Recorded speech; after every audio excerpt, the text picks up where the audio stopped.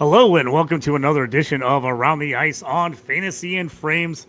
Tonight, me and the boys are going to do a mock draft, getting us ready for the season. Kind of been doing a few of these. If you haven't watched the ones we've done in the past, feel free to jump back on, go back and listen or watch on YouTube or on your favorite place to listen to podcasts. You can check those out. We'll have the board up tonight. We're going to do about 13 rounds, I think, 10 team league just for this mock here. We're going to be doing positions. We'll do center, right wing, left wing, and defenseman. Also thrown in a couple goalies in there. So going to get a little mix of where these guys are going to go, kind of where we expect to take them this year, and all that good stuff. How we doing tonight, fellas? Doing great, JT. Man, I tell you what, 21 days. Aaron, you'll have to think about the jersey number 21. I know Jason Robertson, I think, wears 21. But there's not a whole lot of awesome 21s out there, but 21 days until the season starts. Can't wait. The rest of our Fantasy and Frames schedule from here on out leading up to opening night is we will do a categories mock next Tuesday. The 30th, the last Tuesday in September, one of our favorite shows, we are doing our annual futures gambling show for all those gambling addicts out there. That we're pretty jacked for that. And then we will have our second annual Fantasy and Frames Around the Ice live cast on opening night. The Blackhawks actually go to Florida, take on the Panthers. I think there's 3 games that evening. We will go on air for at least a couple hours, and we'll actually be on live during the shows, during the games, and actually bring those to you. But tonight, we're doing a positional, as JT said, live or mock draft. And we're just doing starters only, right? 13 starters. We're not doing a bench on that.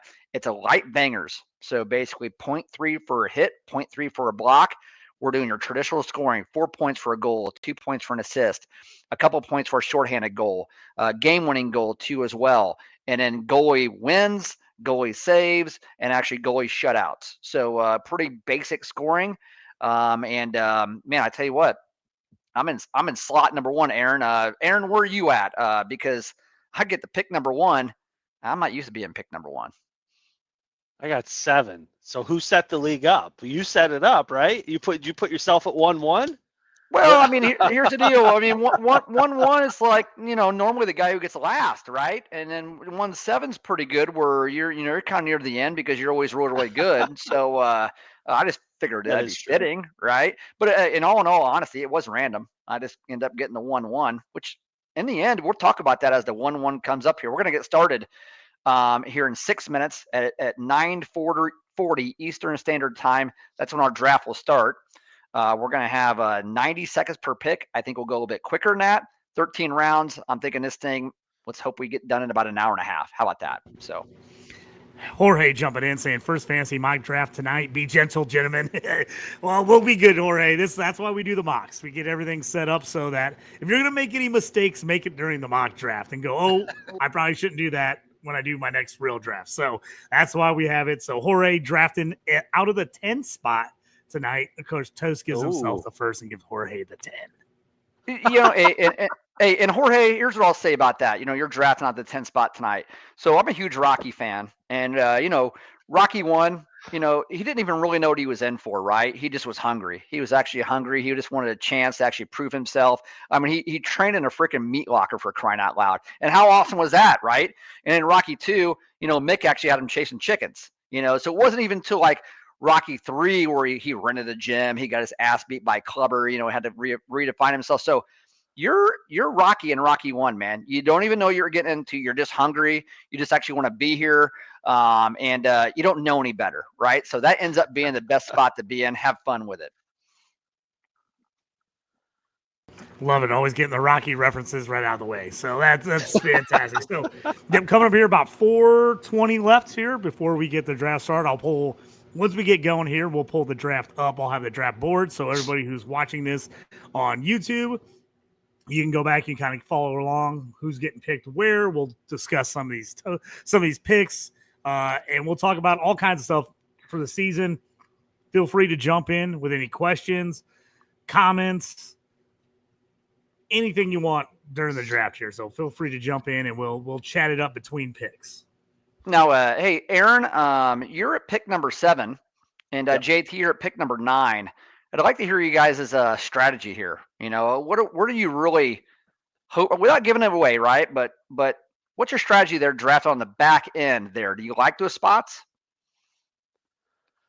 Well, I mean, to be honest, I like the hinge pick. I like Jorge grabbing 10 there. First draft or not, you're going to get 2 picks. So I like that. What I'm doing right now, or what I did in prep for this, because again, with the 7 spot, and we got on a little bit earlier, kind of a system check to make sure everything was running. And Fantrax, we've said it before, it's just as crisp as it gets for fantasy. Really like that site. But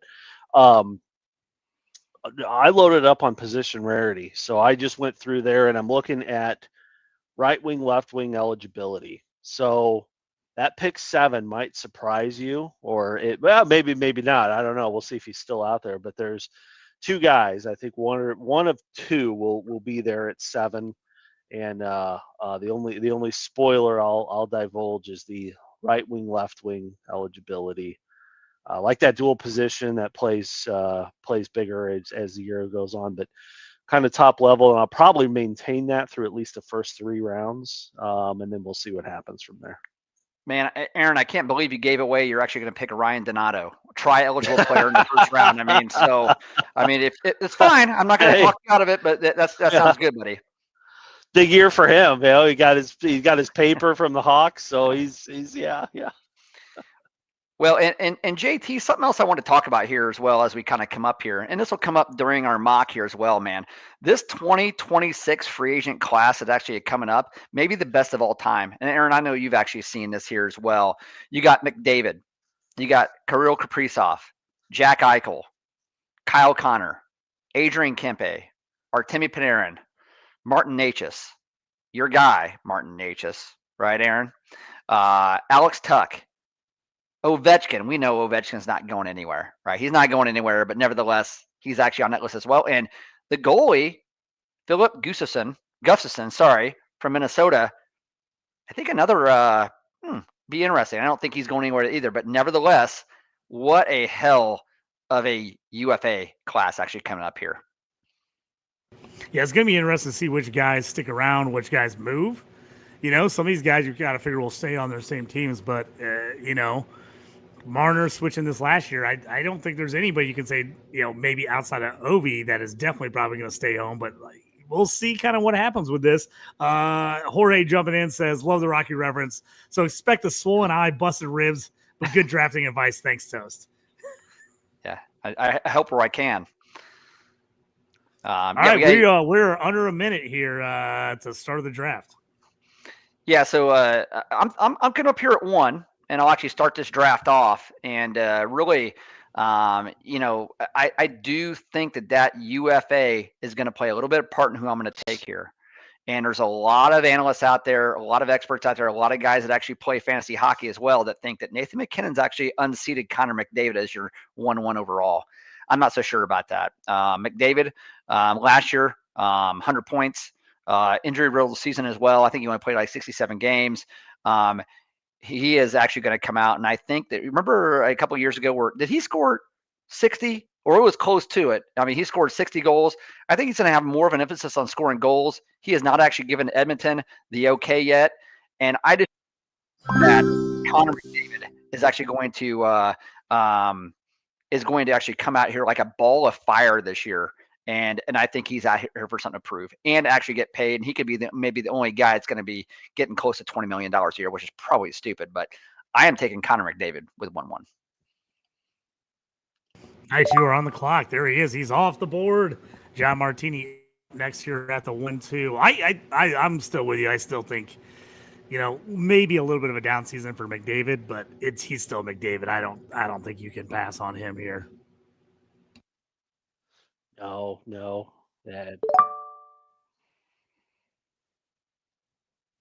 we got Nathan McKinnon off the board at 2. Kucherov off the board here at the 1-3. Now we're at the 1-4.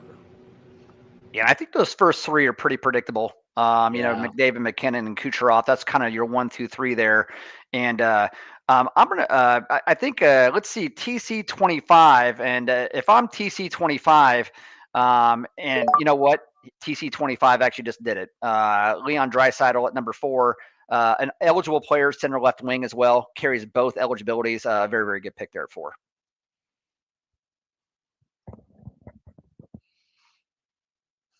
Now we're up at the 1-5, waiting on that pick. That's in. Austin Matthews, I go in there, just sniping you there, Aaron. Good pick on that one. Yeah, and Matthews another guy where it was obvious he was injured all last year. He dealt with those injuries. If Matthews can be injury-free all year and he can actually play even close to 80, you're going to see Matthews go over 60 goals. He'll do it again. He would put 69 up a couple years ago when he actually played 81 games, and he's actually had some injury-riddled seasons. He was never right all last year. And maybe with Martin actually gone, it's going to be more of an emphasis here for him to actually come out and really actually prove his worth. So I love the Austin Matthews pick there at 5. I think that he's going to have a huge season. If healthy, he'll score over 60.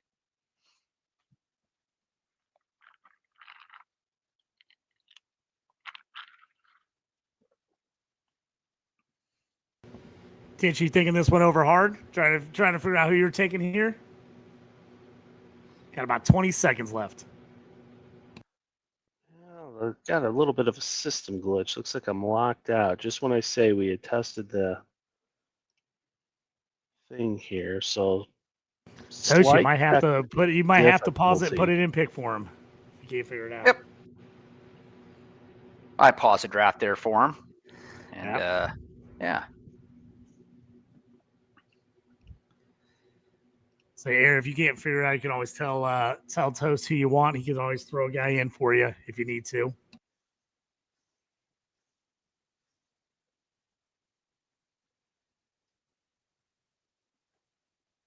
Yeah, let's keep this moving. Let's go Brady Tkachuk. Did I lose you guys? I'm still here. Sorry. I'm just trying to figure out specifically how to actually make a pick from the commissioner spot. I was able to pause a draft, but as far as actually making a pick, I'm not quite sure on actually how to do that. You still there? Yeah, I'm here. Let's see. If you put him at the top of your queue and say pick from queue, then if it runs out of time, we'll put him. He'll pick him right away. Okay. That's a good idea. You tell me when you're ready, Aaron. I'll unpause the draft and we can move on. Yep. Go ahead.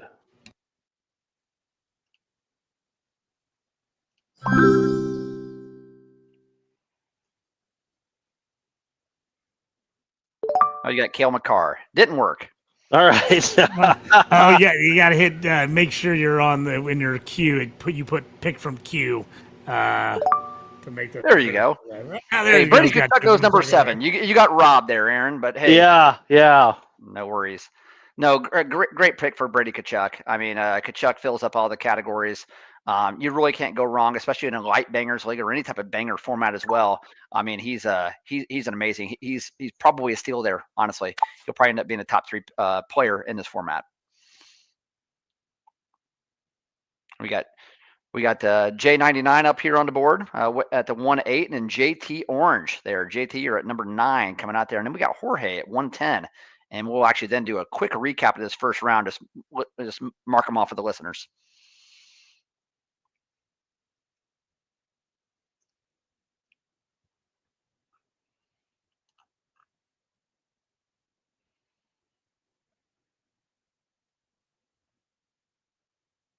I'm having the same issue Aaron had.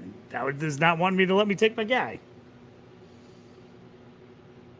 I'll run it because I'll take the top guy here. That's what I was going to take anyway.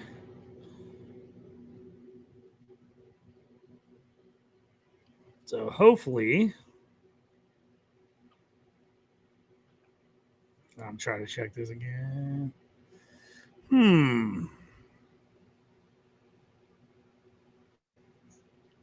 Kaprizov is who I want here, so hopefully that's what they do. Hopefully I get Kaprizov here. And then Pasta next.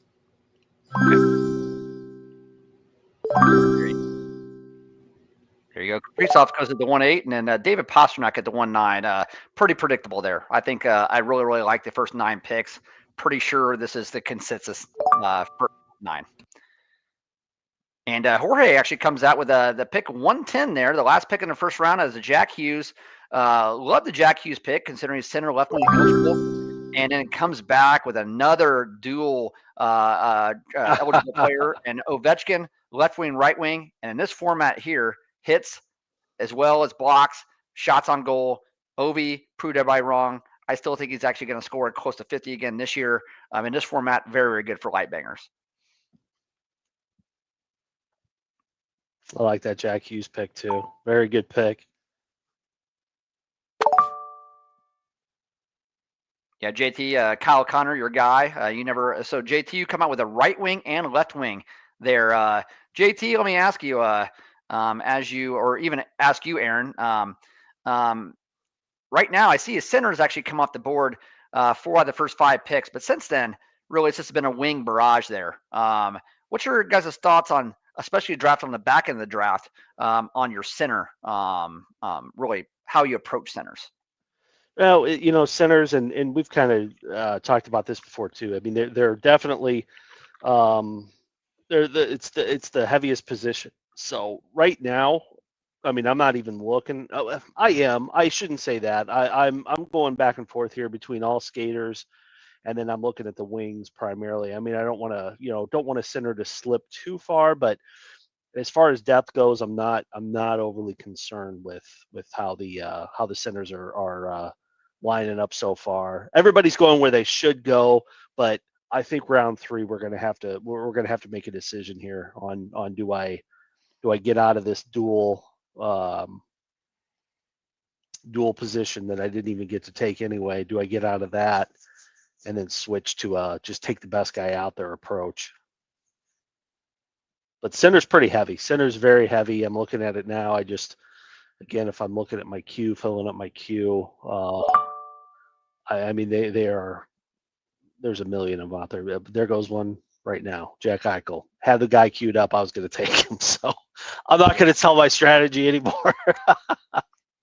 Yeah, and centers are very, very deep. Like I said, if you want to come out with the wing, I wouldn't fault anybody, especially if you're actually picking pick 6 beyond, right? Where if you come out wing and then actually decide I'm going to get a center later, it's a very good. It's really it's a good plan for sure. And now, Titch, we actually do have you on the board there. Yeah, now you got some thinking to do here. I know. Having taken Brady Tkachuk in the first round there, which was, again, a very, very steal. Now it's do you want to go right wing or do you want to go center? We still have yet to have a defenseman off the board, except McCarr. He's in a league of his own. I'm going right wing. I'm going Ranton in there. Reason being it's either him or Willie Stiles, and I got to say Willie Nylander, pure guess on who's going to make the bigger impact. I think the losing Mitch Marner, I looked at him. He's also available out there at the right wing position, and that's what kind of made the decision for me. Is like, yeah, that guy passes a lot. I mean, they all play on the same line, they play the same position, but still, that player, he took a lot of heat off the team. So yeah, I'm going that route. Yep, definitely like that for sure. Ranton's on a great team with Dallas. They can definitely score in bunches. They're going to have a great team this year. They're going to be one of the maybe 3 or 4 teams that are going to be a cup favorite. Ranton, definitely a good pick there. And having a whole year there in Dallas, I think is really going to serve him well, get him settled in, man. Last year, a roller coaster, the surprise trade from Colorado, the short stint over in Carolina, and then actually then coming over to finish up at Dallas. And he actually, I believe, still had 90 points in like 80 games or something like that. So not at all is a loss for Ranton, and I expect him to settle in and have a big season. Yeah. How can you go wrong playing in Colorado? Yep. And we got the pick number 5 here in the second round. Quinn Hughes, another defenseman there. So we got McCarr and Hughes, a very interesting really strategy there, going defenseman. We'll see how we'll watch this team drafting from 1-6 and then 2-5 on going back-to-back D on exactly how that's going to work. Yeah, interesting strategy there. Yep. And William Nylander goes at 2-6. One of my favorites. I like Nylander. I was considering Nylander with my pick, but I'd already take Pasta, so I wanted to go the other wing and take Connor. But I was considering Nylander with my pick at 2-2. Yep. And then we got TC25 here at 4, and then I'm sorry, at 2-7 coming up here, and it looks like it's let's see here. Yep. Philip Forsberg. So now we actually have a center, and we have a left wing there for that team. Mitch Marner. So Jeff Daylor actually goes right wing to actually come out there. And again, two great players in Kucherov and Marner. You can't beat that. Marner, what a situation he's going to be in Vegas this year. Man, they are going to be absolutely freaking loaded. This is a team that's probably one of the top 2 teams to actually win the Stanley Cup, favorites anyway. I'd imagine they're going to come out like at a plus 700, plus 750, somewhere around there to win the Cup. But having Kucherov and Marner right out of the gate, man, that's a lot of points there. Yeah. And we are at 2-9 here waiting, and then we'll actually have the churn, the second round, and then coming back up to the third, and I'll be back up.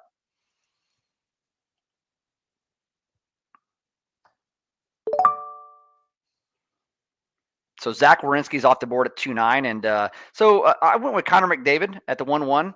I told myself I'd do this morning, even though this may not be something I would actually do, but I would really want to try it.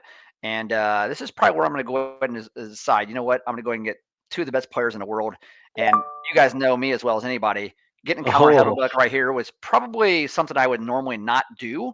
However, I'm going to go ahead and see how this works out. You get McDavid, the best in the world right there, the best center on the game, and you get the best goalie by far in the game, and you actually come back here, and now you actually have the 3-1 pick as well. So I got to take a look here at the 3-1, and I have a center, I have a goalie, and it's probably time for it to go ahead and come out here and get a wing.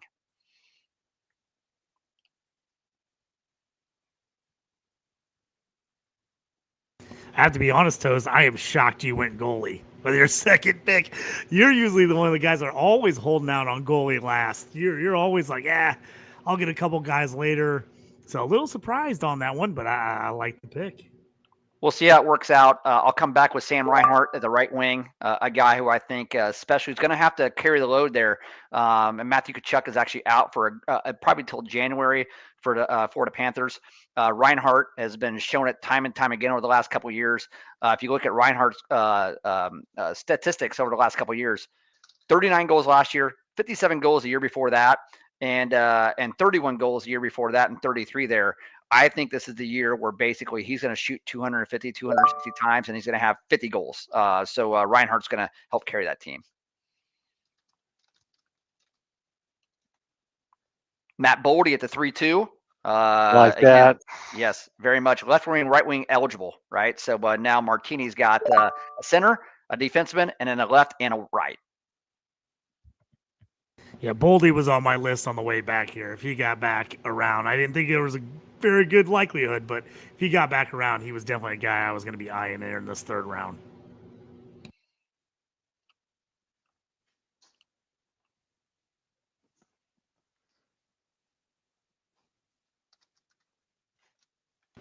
So this TC25, I see they have a center left wing, and they also actually have a left wing with Draisaitl and Forsberg on their first 2 picks. So probably actually looking right wing or maybe even defenseman.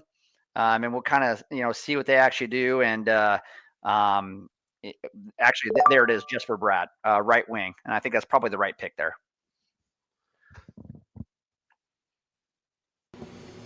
Yep, to just do a quick recap for anybody that is listening to podcast form and not seeing the screen. Second round with Ovechkin, Connor, Eichel, Rantanen, Hughes, Nylander, Forsberg, Marner, Werenski, Hellebuyck, and then so far to start here in the third round, Reinhart at 3-1, Boldy at 3-2, Dahlin at 3-3, and now Jasper Bratt at 3-4, and we are pick 3-5.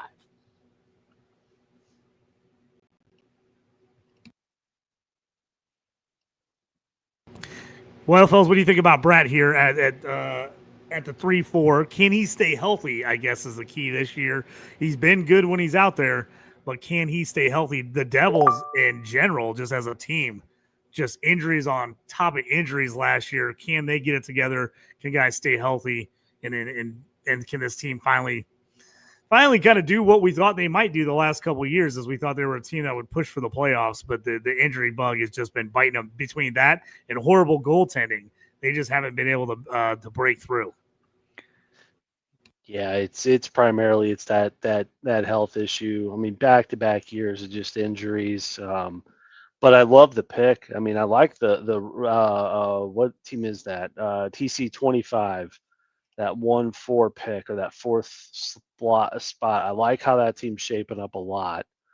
Love the Leo pick with the round 1. He's got the multi-position eligibility.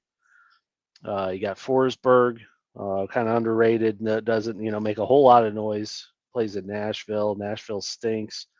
To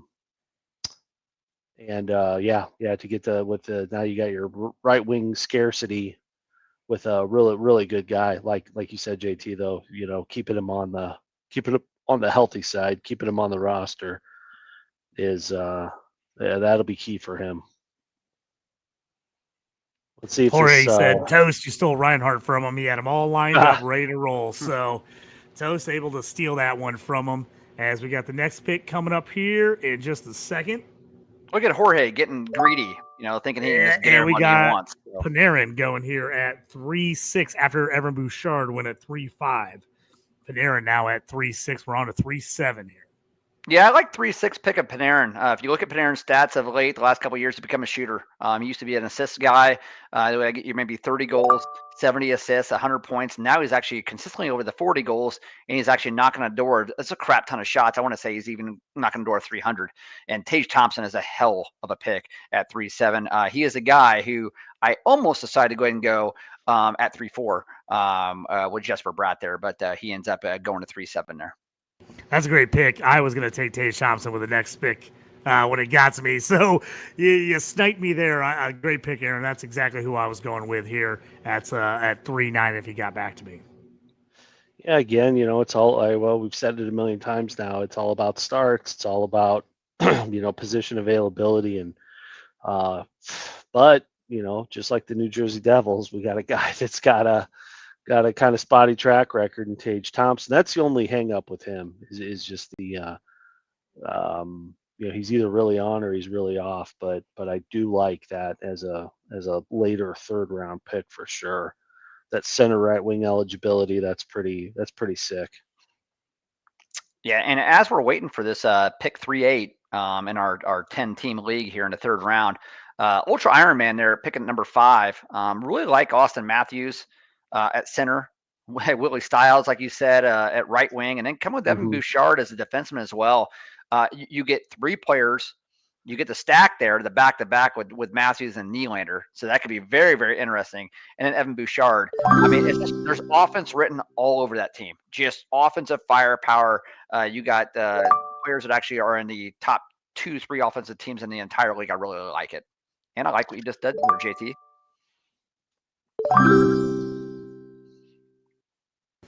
So I went with Gensel, who I love that line. I think that's going to be a high-scoring line. So I went with the high side of that, and now it comes back to me here, and I got to figure out who I'm taking real quick. And while you're doing that, I'll recap here. So at the 3-8, Jason Robertson. Again, the second Dallas player taken in this draft here behind Rantanen. They're going to be tied to the hip, I would assume. And Jake Gensel, another steal there. So, JT, you got Pasta, you got Connor, you got Gensel, tons of offense there. And Jorge, actually, now as a roster of Jack Hughes, Ovechkin, Meyer, and Kempe. Lots of bangs there, man. Lots of bangs. You got lots of versatility as well. And then JT, Braden Point, there's no reason why he should have lasted to 4-2. And again, another amazing. I love taking the Tampa guys back to back. Yeah, getting Gensel and Point back to back here, I think is going to be one of the, if those guys end up playing with Kucherov or like in some kind of combination, I think that's going to be one of the highest scoring lines in the league. I want as many shares of those guys as I can get. I love the fact that I was able to kind of stack those 2 Lightning players in the third and the fourth here. Absolutely. And I think you're going to see at the end of the fourth round here, we're going to have something to talk about. And it's going to be pretty obvious what we're going to talk about. I don't want to let the cat out of the bag here, but the fourth round is going to be pretty telling. And Aaron, who you got on your radar here coming up for your pick? Talk us through who you're thinking about here as you're one pick away. Well, he was just. I'm talking myself out of it. I'm going to be honest with you. I'm talking myself out of it a little bit here. But right now, queued up, I got JT Miller. Just named the captain of the Rags today. So New York has a new captain. It's JT Miller. He's kind of that play with your heart on your sleeve type of guy. But again, I just some of the controversy they went through last year in Vancouver. He had a hot start with New York. I'm questioning his consistency. So I can't do it. I'm going Cole Caulfield. I can't wait for Montreal this year, and I have to have a reason to watch. So I'll do it, and I'll get Cole Caulfield. I just like watching the guy. Titch 41. I love that team. Can we just trade teams right now? Brady, Tage, Cole, Rantanen. I mean, those are four of my favorite players. Hopefully, all. Aaron, I have to say, JT Miller was also there for me. I'm a little bit like you. I was looking at him and I'm thinking about it, but I'm like, man, the Rangers have been a little bit of a mess. Do I believe that he has a huge year this year? Was it more of like he was just so pumped to finally get out of Vancouver that he had that big run? Does he got a full season of that in him? That's where I'm a little concerned. I do like him long term, but if you're going maybe in a redraft league, something like this, points league, I'm like, do I want to take a shot on him here, or do I want to wait and see if everybody else passes on him and he falls in my lap later on? Because that's kind of where I was at with you. I was thinking the same thing. I was like, man, I'm looking at him here. I'm like, I could justify taking him, but I'm like, I just don't know if I trust it. 100% why I called the audible at the end of the play there. If I can get him in 5, so I'll be picking. Well, Tosa's got a couple of picks, so I guess he may snake him. But if he makes it there by that 7th spot, he's going. Oh, Sid, boy, somebody's taking my namesake and really running with it here. That's what a terrible pick. It's all right though. All right. Oh yeah. Two defensemen. Panarin stinks, and then Crosby. I'm not going to crap on Crosby. I think he's amazing, and the rumors are heating up too that he may not be around all year. I don't know. I mean, what do you guys think? What would you put the odds on him possibly getting traded to a contender this year? Because we kind of all feel like Pittsburgh's going to be terrible. Is it a move where they move him to somebody where he gets a shot at a cup? I think it's 100% his call. I really do. I think he's earned Colorado. It. Yeah. That seems to be the consensus of where he would go to a contender, but I think he's earned every ounce of it. So if he does say, "Hey, it's like oh gosh, I can't remember what it was. Might have been Chicklets this morning, but they used the comparison, which I love, with Tom Brady. It's like he's in the twilight of his career. He's made the money. They made the offer. He's going out. Would leave Pittsburgh with not on top because that team stinks, but just he didn't do anything wrong. And there's also a lot of I guess admiration if he stuck with the Pittsburgh. Just one sport team. I mean, not a lot do that. You look at other sports. Usually at some point, somebody switches teams, but yeah, he'd be in rarefied air if he stuck with Pittsburgh the whole way. And like I said, I'd say it's completely up to him, and I'm sure that they're letting him make the call. But that, as a hockey fan, I would love to see it. I would love to see Sidney Crosby go to maybe a bubble team, or it could be a contender. I don't care. Just see him in a different sweater and see him out there. Oh, well, there goes JT Miller. Martini. Of course, Martini jumps in. That's a total Martini move. Jump in and grab him. A guy we're talking about. Smart pick by him into the fourth. Could work out well. So if you look at who's kind of gone here in the last little bit, we had Caulfield, we had Sidney Crosby, then we had Clayton Keller at 4.6, Uyghur at 4.7. Uyghur is an absolute beast in a huge bangers league. We've got it kind of set up as a light bangers league, but in a big bangers setup, Uyghur is an absolute stud. So he's a guy, if you are in a big bangers league, keep an eye on him. Stutzle, who me and Toast absolutely love. We try to have him everywhere. He just went 4.8. Then the aforementioned JT Miller we just talked about goes 4.9. Then Toast, talk about your picture on the turn. You go Nyes and Sella Marini. Boom. Yeah, so I needed a left wing, and Nyes again plays on a high octane offense. You would imagine actually with Marner leaving, Nyes is actually going to pick up some of the points as well. And what a start he's actually had to his NHL career. He's all bit of 23, 24 years old. He's going to be a mainstay in that lineup for years to come. And then Max Celebrini. Celebrini just showed his ass last year, man. I mean, and this guy's going to be real good. And somebody's got to score in San Jose. Normally, I didn't want to come back and get my second center, but I thought the board looked clearly tilted to the point where Celebrini was the best player by far on the board. So now I have McDavid, Celebrini at the centers. I got Reinhardt right wing, Nyes at left wing, and Hellbuck at center. And then we have Wyatt Johnston comes off the board at 5.2. I love that pick by Martini. Guy at center, right wing eligible. And again, and then Daylor comes with Brandon Hagel. And Hagel's a guy. Stutzle, love that pick as well. And then Brandon Hagel's a guy, he just fills up a stat sheet, right? He can do a little bit of everything. You love to watch him play. So we got a great question here from Jorge. Let's talk this one through. He said, I've been trying to find players a high shots on goal along with hit volume to kick things off for a light bangers league. Should I emphasize hits later in the draft by defensemen? What do you guys think there?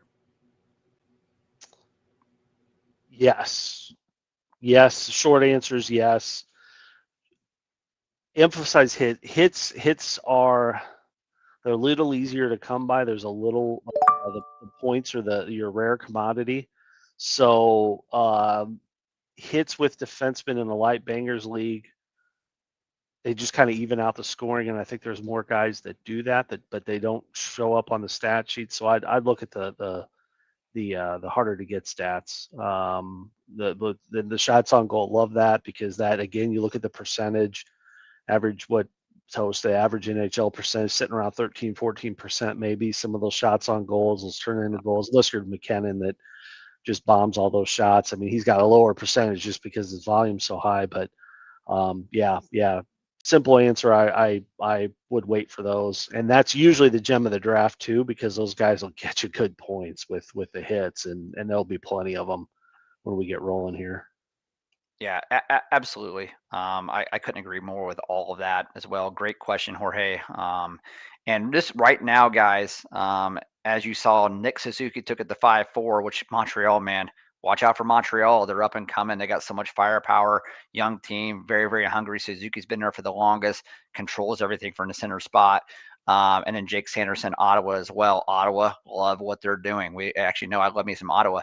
But this right here, I think, as we're actually through 45 picks, I think you're going to see there's not bad players here, a little bit of a drop off, right? It's a little bit of a drop off is going to actually happen. And what a freaking pick right there.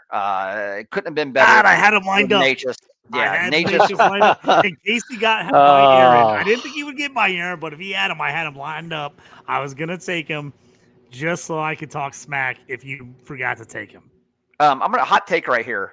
Natchez scored 100 points this year for Colorado. He could actually put up 35 and 65. And I truly believe that. And if he did it, it wouldn't shock me at all. First full season here in Colorado, he's basically, taken that spot, right, that actually was formerly filled by Rantanen. And when you're playing one of the best players in the world with McKinnon, watch out for Natchez. 35 goals, 65 assists is not that far off. Last year, like, well, hey, wait a second. But last year he had 27, and he actually had 56, right? Expect a big jump. I really, really like him.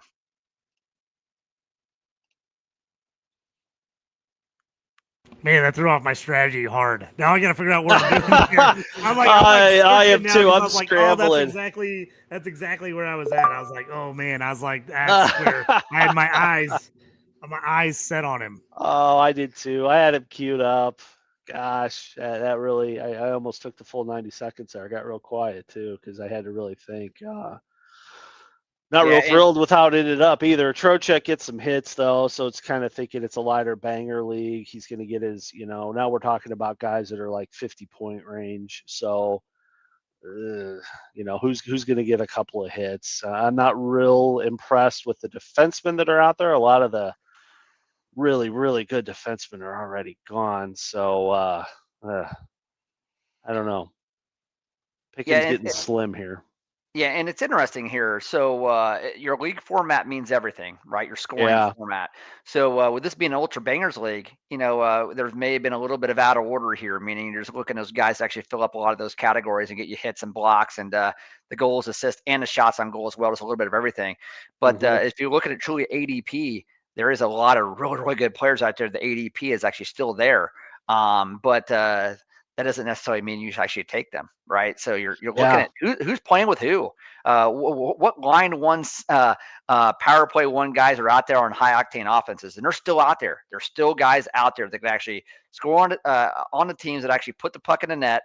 They're actually on line one, power play one, and they've actually solidified themselves there. There's a lot of good players there. Hey, no attention to the ADP at this point. I like to go out there and actually grab guys that have that opportunity. Yeah. I know JT's picking now, but one other shout out, another thing I was doing here on the side. So there's a couple of picks that burned me a little bit in that last. So we're in round 5 now, but 5-2 Martini spot took Wyatt Johnston. I mean, what if he centers line 1 between Robertson and Rantanen? There's nothing that said he's not. I know Rupe Hintz. But Rupe Hintz, I mean, it's been years, and the guy has not really, in my opinion, hasn't taken off as a clear number 1 center.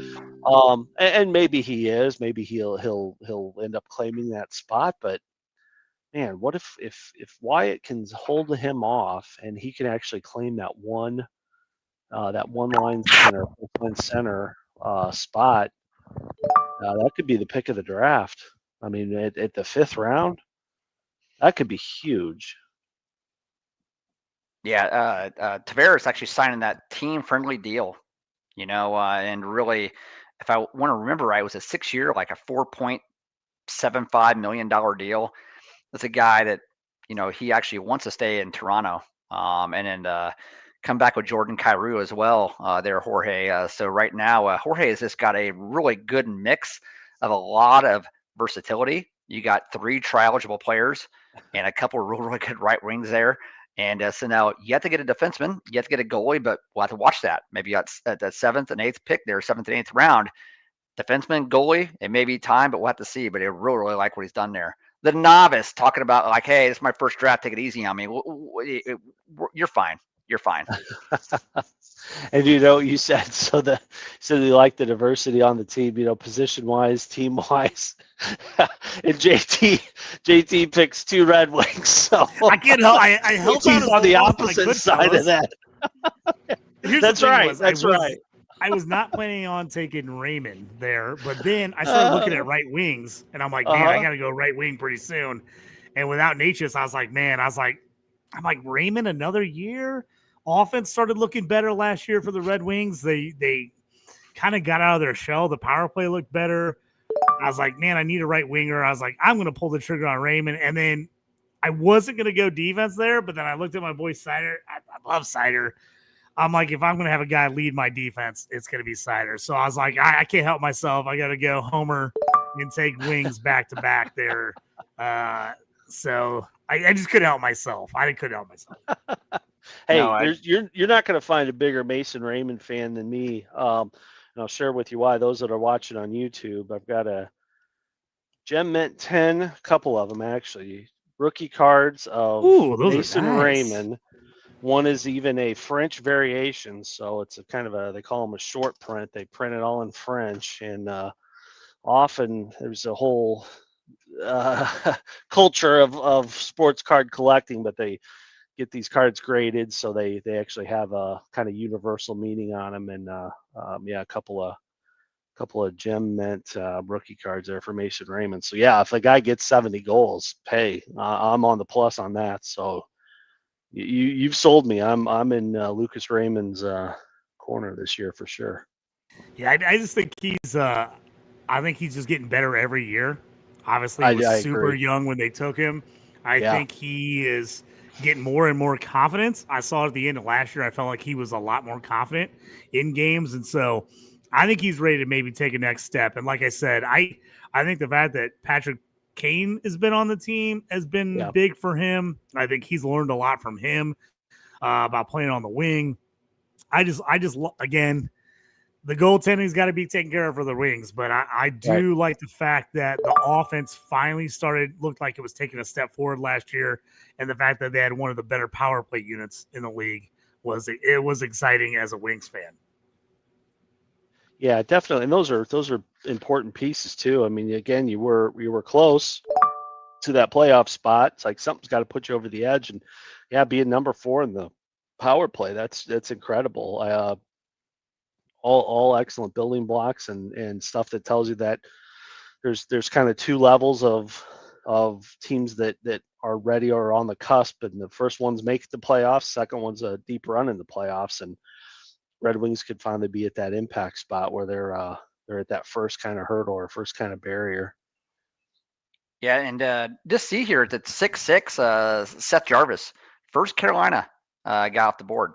And again, Carolina actually play that defensive game, right? But they got a lot of offensive help on that team as well. And I just think that's really, really good value this late in this draft here, Seth Jarvis, who, boy, if you look at Jarvis's stats, 23 years old. I was such a young player. Last year, 32 and 35. The year before that, 33 and 34. Back-to-back 67-point seasons. Last year, he finally got over the hump, shooting over 200 shots on goal. And he's going to throw down some hits. The last 2 years combined, on average, over 100 hits a season. In a bangers league, he is great. And if you were in a dynasty league, even better. But this redraft we're actually doing here, pretty awesome there. Very, very good pick with Seth Jarvis. Toast, I was just going to say, Jarvis was on my list with Raymond there. Obviously, Raymond being a Red Wings was the tiebreaker for me, but Jarvis was right there. I think Carolina, the hate maybe goes a little too far on the fact that they're such a defensive unit. I think you can get some steals on some Carolina players, don't you think? I think some of these guys are going to fall to the kind of mid rounds that should probably go higher just because people think about they're real defensive. Are they going to put up points? And I think that can be a knock, but I also think there's a chance to get some real nice value. 100% for sure. I mean, again, this is where you're kind of taking stabs on actually taking players that are actually on really, really good offenses that actually can put the puck in the net. And I will actually say here, while I expected there to be a big center run here, we have actually, and that's what I kind of want to reveal. We've only had 3 centers taken in this because the centers, there's still a lot of good centers out there. So this draft here has actually been pretty good where everybody's drafting's kind of figured that out. Center's deep. You can actually wait on center, get your wings here. There's still only one goalie. Again, that was me taking Hellbuck in the second round there. Again, probably something I wouldn't have actually done. But here's the deal. Like that team a lot that I actually have going on right now. So now it is actually time to start nailing a couple positions. All right. So well, I was just looking here, Toast TC25 taking Larkin and stealing my wing thunder. I was gonna have to. I almost took him on the last time, and I actually was looking at it because. So here's something to consider in your drafts. If we were playing a non-positional league where we were just playing skaters, I'd probably take Larkin over Raymond. But the fact that we're playing a positional, I was like, I need to get the right wing before I get center because there is a lot more center depth. So that was my deciding factor on taking Raymond over Larkin, because if we were playing just straight skaters, no position, I would have probably taken Larkin in front of Raymond here. Just pointing that out to everybody. Yeah, good call. Good call. So I'm back up here at the 6'10 to 6'7 churn here, and I've got McDavid, Hellebuck, Reinhardt, Nyes, and Celebrini. I need a defenseman, so I'm going to go ahead and get a defenseman here, and I'm actually picking between Jacob Chikrin and actually Mikhail Sergachev. And right now, boy, I mean Utah. I love what Utah is doing. I know you like you some Utah, Aaron. I do. They are going to be the real deal. Sergachev's a guy who actually can get you 175 shots on goal. He can get you 150 blocks. He's going to get close to 100 hits as well. And the only thing is a little bit injury prone. That scares you off a little bit. Chikrin playing on Washington, who kind of stunned the world last year, right? I mean, Yeah. and everybody's staying away from Roman Yossi right now. So, but I'm going to go ahead and take Jacob Chikrin here.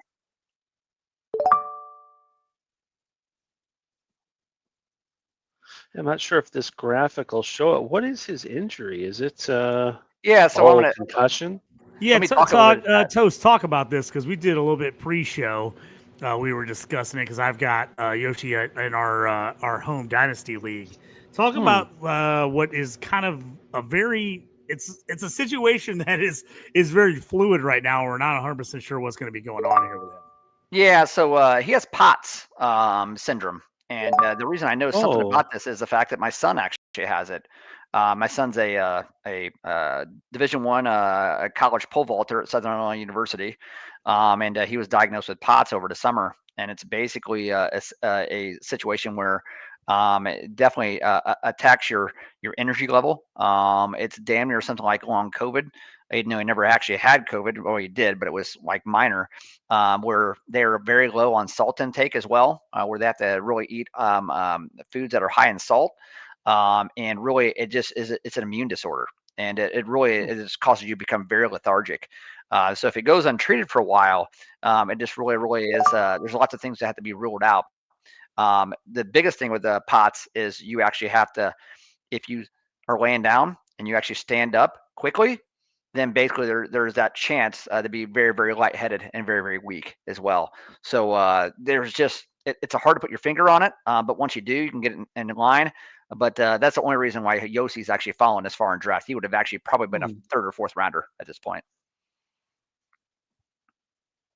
Yeah, and so for everybody looking at it, the question is, they're just not quite sure how this is going to affect his season. Is he going to miss a bunch of time? Is it going to be something where he plays and then if he has bad bouts of it, he sits for a week or two? We're just not sure. So it's one of those, especially in a redraft format, you're probably going to look past him to some other guys just because we don't know what's going to happen. Now, at some point, there's a value play. If he drops far enough, he's worth taking taking a shot on him. But yeah, that's the question marks right now for him is something that it's a little rough to figure out right now. We just don't know. Huh.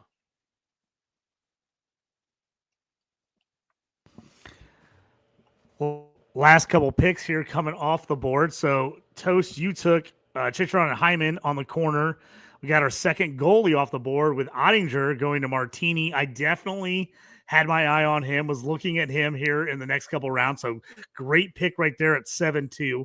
7-3, we got the Utah defenseman. You can say his name, Toast, because I always butcher it. Mikhail Sergachev. And then go ahead and say Colorado's guy, because I always butcher his. Val Nichushkin, right out of player assistant. There you go. He's there at 7-4, and then 7-5 Fiala, the left wing, right wing eligible. And so now we're at 7-6 here as we keep moving through our draft. Yeah, we're at the halfway mark now, and we're going to see. So here's really another one. Let's talk about this real quick. Matthew Tkachuk, obviously Dynasty, you want him. There's no reason you don't want him. Redraft format, you have to really consider what you're doing with him. The reports are in. Growing injury, had to have surgery, didn't have it till August. So there's a good chance they're talking about him maybe not even being ready till January.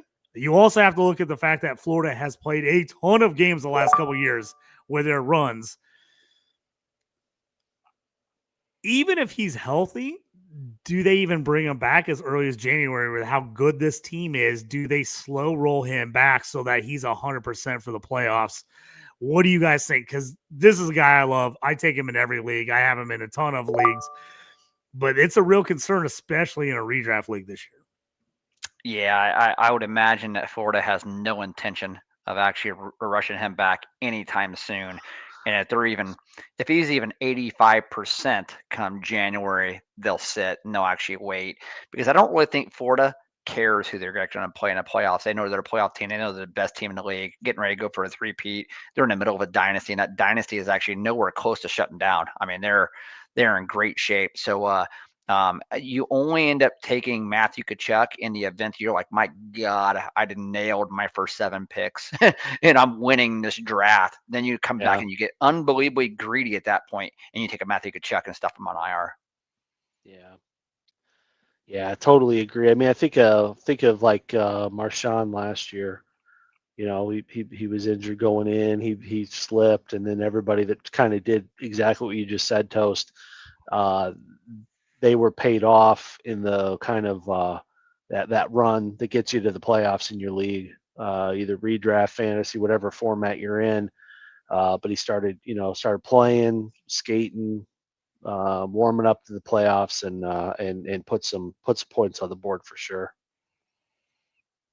Yes, absolutely. And I think that we actually have this team picking at the 8th position here, probably on auto pick, which is fine. We basically have Kaprizov and Eichel and Robertson, great, but then we went with 4 defensemen right in a row. So we got an auto pick here. That's fine.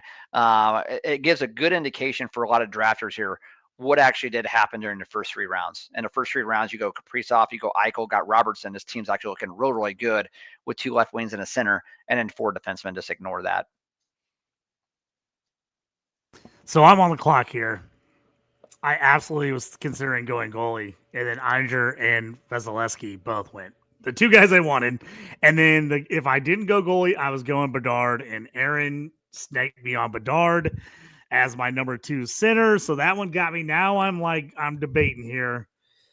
We just talked about it. Do we take the discount on some of these Carolina players? And I'm going to do it. I'm going to do Sebastian Aho here. Yeah. As my second center.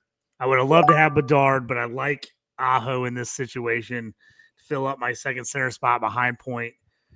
I still would have considered going goalie, but the 2 guys I really wanted just went. So switching things up, no Bedard, going Aho.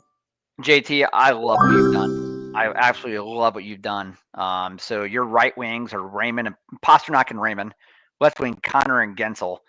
You actually have your centers at Point and Aho, and then you got Sider defenseman.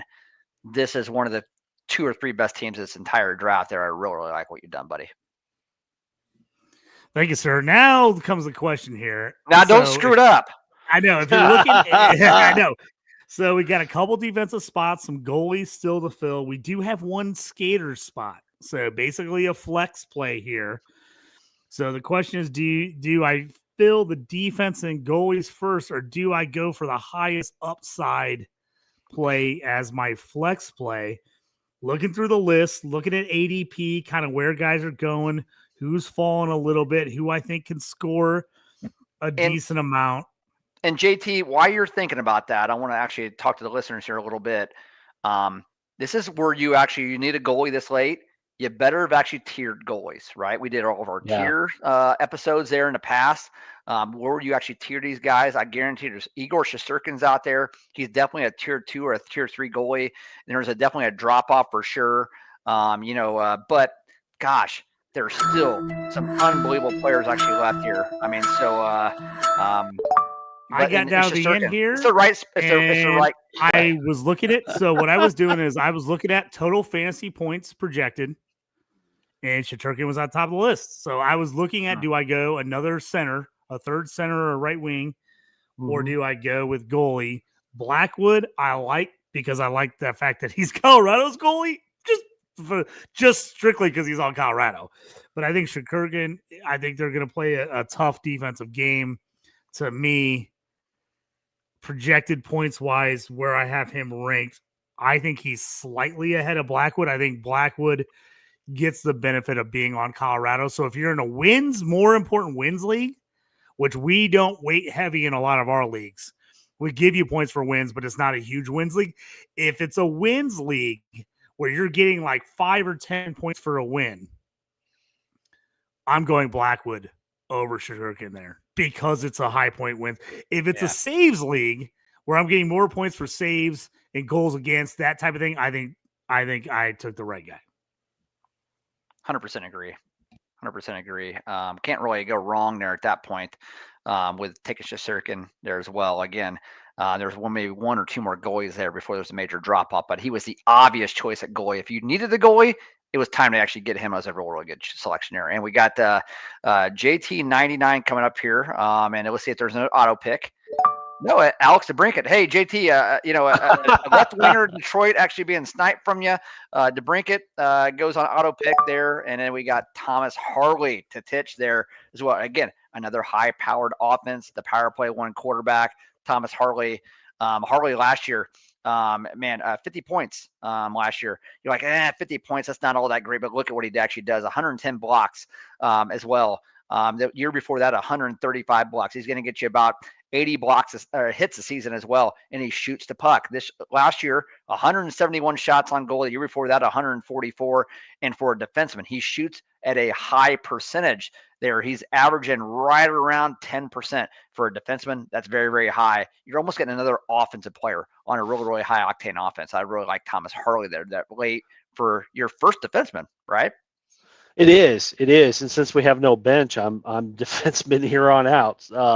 So yes. But everything you said about Harley, completely agree with.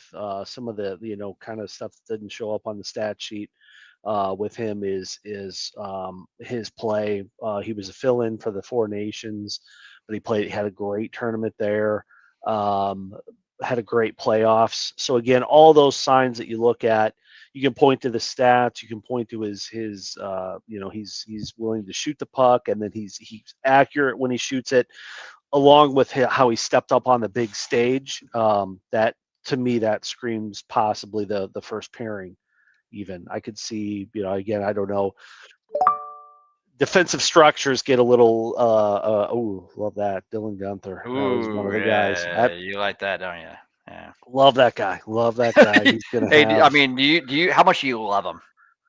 I probably, and if I'm all teams aside, so obviously number one Hawks. I like watching the Oilers. I like Sharks and Ducks. I think are going to be a lot of fun. So those will be my top team. The Washington Caps. Shout out to the Caps and Rob Talotson that works out there. So those teams I try to gravitate towards, but I'm telling you, there's something special about this Utah team this year, and it's led by Dylan Guenther. I can't wait to watch him.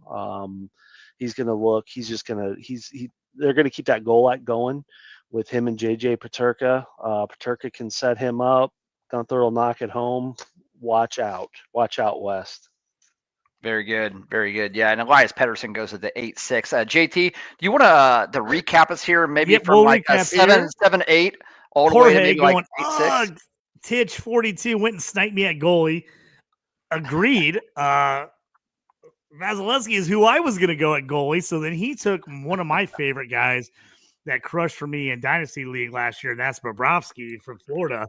So he ended up going there. So that's where I went with Shesterkin to kind of even things out as the goalie run a little bit happened there. So he said that.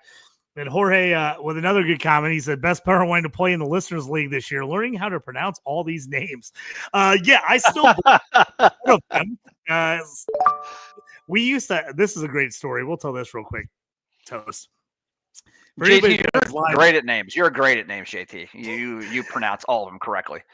The funny part was we used to have a draft girl would do our live draft and write the names on the boards for football. When we tried to do it for hockey, it got so complicated. It's so difficult of Toast trying to tell them how to spell all the names that Toast just took over the board and just said, stand there and look pretty. I'll write everything down. So Toast took over and started writing all the names on the board for the board girl. And she's like, am I still getting paid? I'm like, yeah. She's awesome. So she just hung out and like Drake.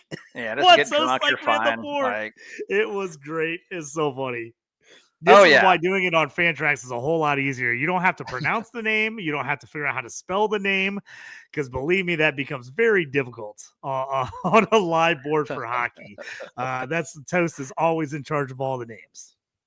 Yeah, it's funny though. That draft board's kind of a thing of legend, especially in our hockey league, because maybe it's the year after that the infamous cough syrup draft board. So Oh, Toast was not feeling well. He's a little down on the maybe on the IR that night, but the true commish he showed up anyway, and he did the board because we learned what we learned last season, and went a little heavy on the cough syrup, mixed it with a couple of adult beverages, and we the spelling was worse, far worse. yeah. Pronunciations went away, so we had no idea what our teams were going to be until the next day, when I don't even know who put them up, but I did. like, It was, did you? Okay. First thing, I woke up at like 8 o'clock in the morning, like, I'm getting these put in here. And surprisingly enough, You felt a lot bounced better. back. Felt a Yeah. lot better after that. Had about 5 or 6 IPAs after being on some cold medicine. I would not recommend that. It was bad. Come the 8th or 9th, 10th round, it looked a little ugly. Let's just say that the writing, you couldn't really tell what the heck was going on. So hey, I got the 8-9 churn here as we're kind of getting to the back end of the draft. I imagine things are going pretty quick. Tell you what, you got like Eagles on the board, you got Verhage on the board. I need a left winger, but I like Ricard Raquel. And Ricard Raquel, and the reason I like Raquel is there's only Crosby, there's Rust, and there's Raquel on Pittsburgh, and there's nobody else. And when you get to actually play on a power play with Sid Crosby, one of the best of all time to actually ever do it, Raquel actually will get you some hits as well. He'll get you some blocks. Last year he put up like 35 goals and stuff. I like Raquel this late in the draft, again, for who he's playing with, and I think he can do it again. Yeah. The fact that they have nobody else, they just don't have anybody else. So I'm there, and now I'm kind of needing a skater and some defensemen there.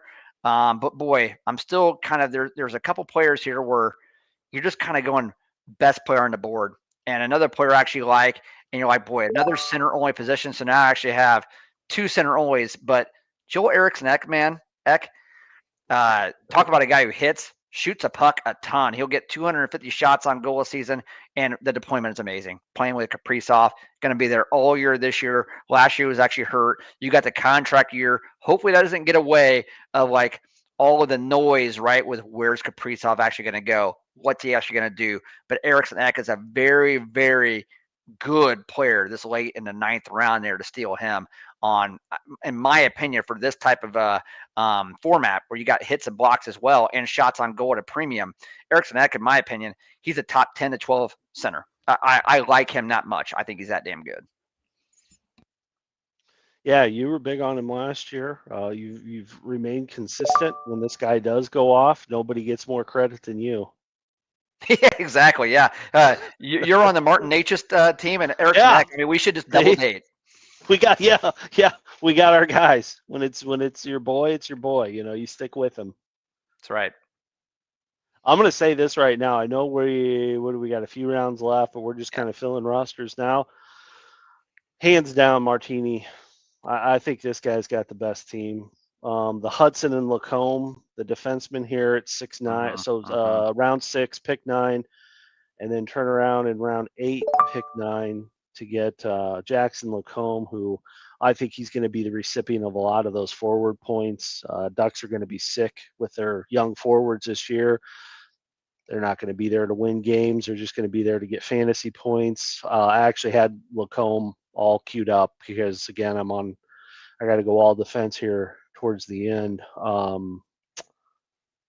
Was not happy when I saw him go. And again, the fact that he already took Lane Hudson too was another one. Oh, Dorofeev, brilliant, great pick.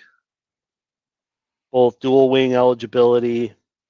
I've already gone on record and say this guy flirts with 50 goals this year.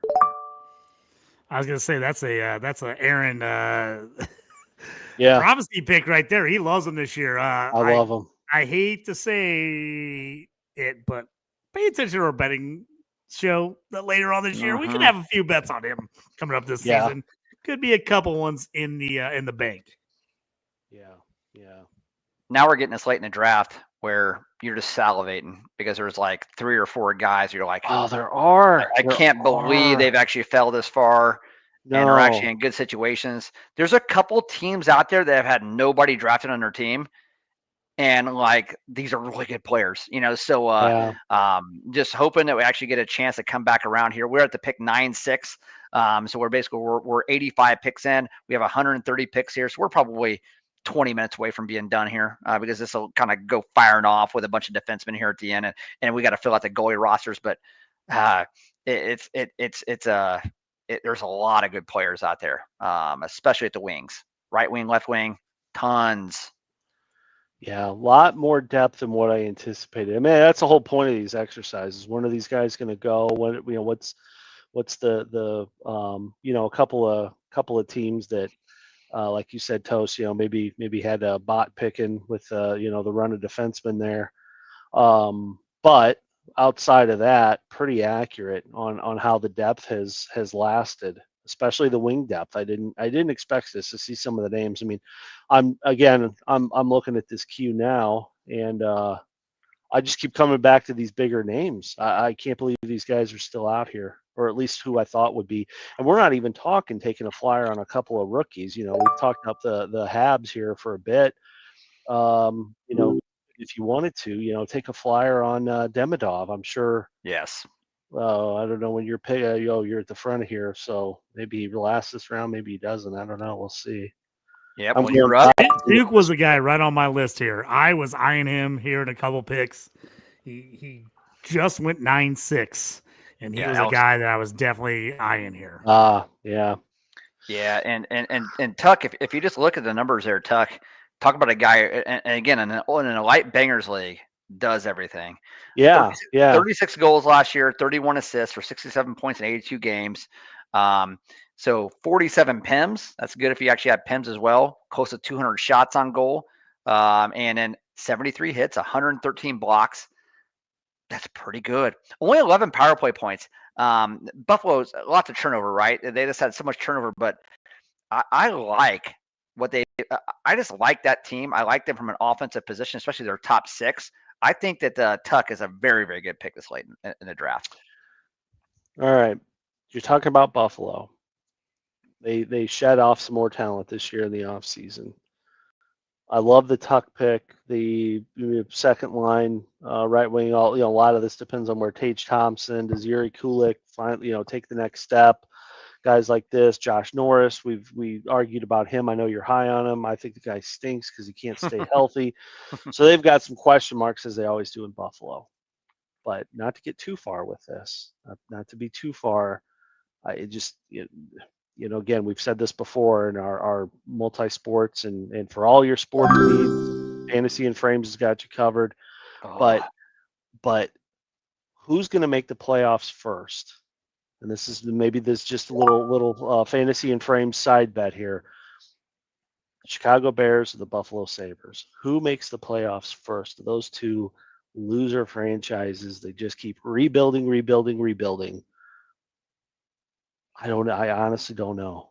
I think the Sabres. I'd go Sabres right now. Yeah, after the first 2 weeks, I mean, no doubt. I mean, the season's over. I know.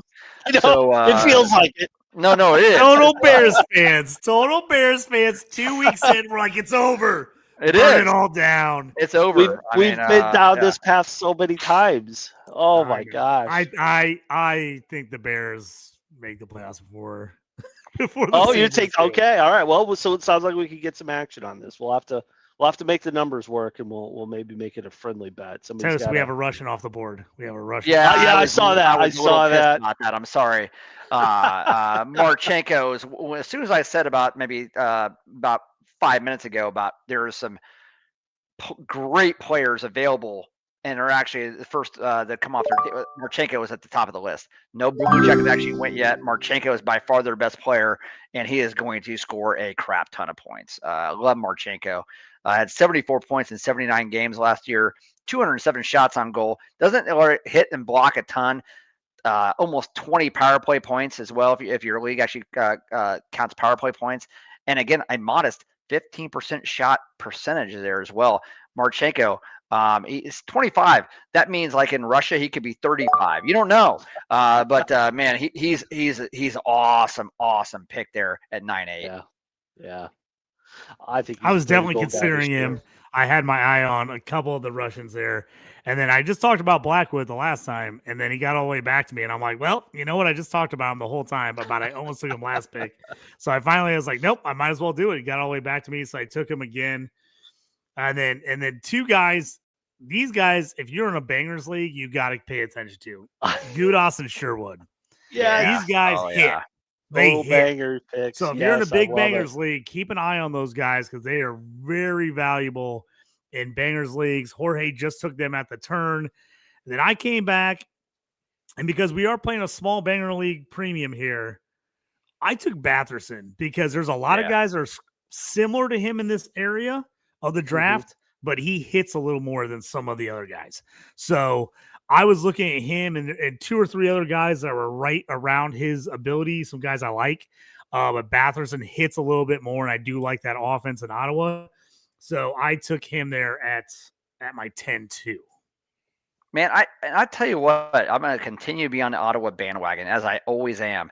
But you look at their top line with Kachuk and Stutzle, and then Fabian Zetterlund actually come over from San Jose last year. And then in the second line, Dylan Cousins, right? One of those Buffalo guys actually come over with Drake Batherson. Third line, Shane Pinto again, and then Claude Giroux, a great third liner there. And really Greg on the third line as well, who actually will hit quite a bit as well, shoots at a high percentage, if I remember right. And then Lars Eller, who's actually been a proven winner, and then Nick Cousins as well. So if they can get any goaltending at all from Linus Ullmark, which Ullmark has done it before, telling you, man, Ottawa, they got so much offense. This is one of the top 6 or 7 power plays in the entire NHL. I love getting Ottawa players, especially Batherson this late. Toast, this is going to be interesting here as JT99 just got Marchenko and Thomas back-to-back. He went defense early. Now with everybody else having to go defense, there could be some offensive guys that kind of fall in here. This is going to be interesting kind of with the draft strategy, how this works out. Yeah, you guys talk about that. So Kaprizov, Eichel, and Robertson just killing it the first 3 picks. You just decide to go ahead and go Hedman, Fox, Morrissey, and Theodore to actually just go ahead and just round out and get done with the defensemen. And then they come back with DeBrincat, Marchenko, and Robert Thomas. It's a very interesting strategy, especially getting Robert Thomas as your second center. All I'll say is this: better not have injuries right at the skater position, at the wings and center position. If you do, you're in trouble. But if you don't, and you actually come out unscathed here and don't really have any injuries at all, it could end up being a really, really good strategy here. And now they just really got to come out and let's get some goalies for sure. Yeah, Aaron, talk about your last couple of picks. You've gone heavy D here the last 3 picks. Yeah, and it's just out of pure necessity. I skipped all, so typical. Well, I forgot the phrase that we use. Zero. No. Zero G's. Zero G's. I went 0 D's. So that sounds bad. But anyway, 0 D man. I'll say that. Well, talking about the 0 D strategy, Aaron, we got a couple comments here. Jorge says Dominic Hasek coming out of retirement. That would be amazing. If he did, Buffalo might make the playoffs then. And then one of our favorites, John Martinez, says, can't find Eddie Belfour in the queue. Where is he? I need a goalie too. He's making his two absolute legends at the goalie position. I think Belfour, he's got like his own spirits now. What does he have? Does he have a whiskey or a bourbon or something like that? I thought that's maybe awesome. Yeah, I remember reading something about that. I know Chelios has the tequila. Yeah, Chelios he does that. Bandito or something like that. And I think Eddie Belfour, Eddie the Eagles in on that too. Hey, and off the board here, Yoshi finally going 10-7. If he ends up playing a fairly consistent schedule, that's an absolute steal at 10-7. Yeah, to pair him up there with Uyghur as a TC25 actually does there as well. I mean, those normally are maybe you get defensemen you get taken the 3rd and the 4th round, or you get at the 4th and the 10th. My guess is here's the deal: Yossi's probably going to play. I mean, Right. this is your gut feeling actually says that. Last year, only 53 games, right? He ended up having the issue. So he has been a little bit off and on, but he's a gamer. He's one of the best to do it in a long, long time. He's coming up on his age 35 year. He's going to want to go out with a bang here. He probably has a couple more years left on that contract, is my guess. Or heck, this could be his last year on the contract. Who knows? I have to actually check that out on capwages.com. But good pick there with Yossi this late in the draft. Well, like you said, Toast, I know unfortunately your family's got experience with it, but knowing that if you know what it is, you know how to treat it if there is treatment to it. So yeah, maybe, that could be definitely the if it doesn't, kind of slow Yossi down at all, or if he's got a good consistent treatment plan. We already know he's a top level athlete. He takes care of his body. He's well known for his his puck handling, his skating. He's world class at this. If we see zero impact, that could be the steal of the draft at round 10. Yeah, for sure. And talk about steals of the draft, man. There's this. I like this 13th round. This 13-round thing. It's a little bit different, right? Because we're not actually drafting bench, and so things are kind of happening a little bit different. Where if we had 20 rounds like we normally would, you would actually not see these defensemen just come off in a period like we're actually doing. But I am tickled pink here at this point to go ahead and take Darnell Nurse at the 10-10, a guy who's actually probably going to put up close to 200 shots on goal. He'll have almost 150 hits, 150 blocks as well. A little bit of everything. Plays on a winner. Like getting Nurse here. And then Aaron, you and I actually been talking about this a little bit. I'm coming back here with my second goalie. I'm getting Aiden Hill. Hill is a hidden gem this late in the draft. Vegas, he's going to probably get 55 starts, and I would imagine if you're getting 55 starts with Vegas, you're going to win 30 games. You're going to win 30 games, and if you get a 30-win goalie, and if you get a backup that's actually hurt and injured this late in the game, Hill could end up getting 62, 63 starts. And on Vegas, they're one of the top 2-3 teams in NHL. It's just to get him that way. I think Hill, you're going to see a lot of mocks. He's going to be one of the biggest steals in a draft in any format. Yeah, great pick there. I mean, I have him queued up. I was gonna go another defenseman to pick him on the swing back up. We talked to him on our goalies show. I think for value picks. I agree with that. He could, his numbers could be second tier type, like basically what you just laid out.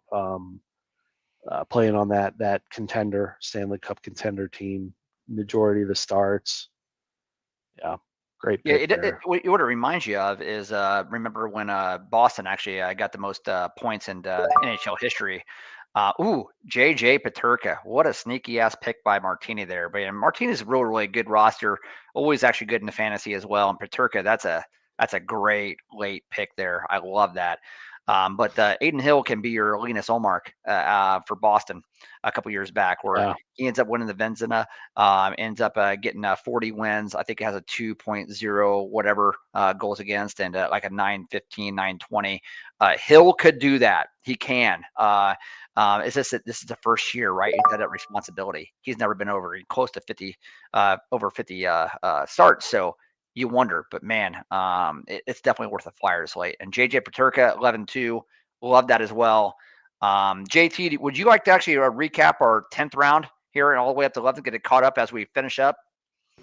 Yeah, absolutely. As I'm deep diving down this roster to see who's still there. So here in the 10th round, we started things off with Sherwood at 10-1, a nice guy in a bangers league, a lot of hits, a lot of blocks.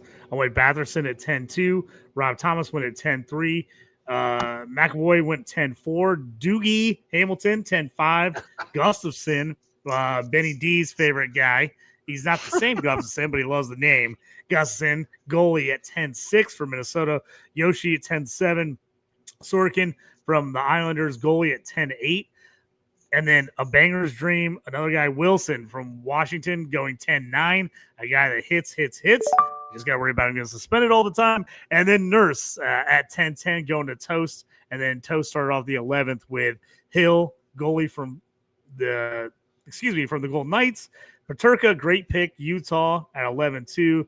Periaco from St. Louis, 11-3, a guy that was on my list here. Montour, defense end for Seattle, 11-4. Another guy that was on my short list of defensemen I was looking to draft this round. So now we're on to 11-5. Ultra Iron Man on the clock. And he takes Barzal, Ooh, center, yes. right wing eligible Nice. for the Islanders. Another team, kind of like we talked about with Carolina, in the fact that those guys kind of drop a little bit because they're usually so defensive oriented. People kind of forget about them in fantasy, and you can get some of those guys at some really nice value.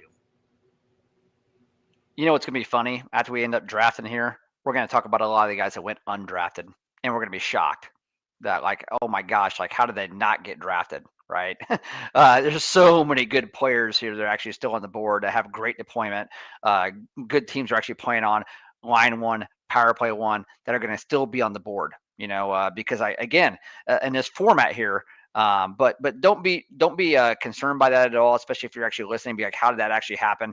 We're only drafting 13 rounds. We're actually trying to fill just starter positions only. So if we were actually doing 18 rounds, 19 rounds, and full of bench, these guys probably would have already have went, right? So we'll have to talk about those guys. Yeah, we're definitely going to see some defensemen and some goalies that are going to go off a little earlier than expected because of that. If we were having, a bench, some of these guys would be getting picked up and filled in as backups for center, right wing, left wing before some of these defensemen would go. So keep that in mind as you're recapping.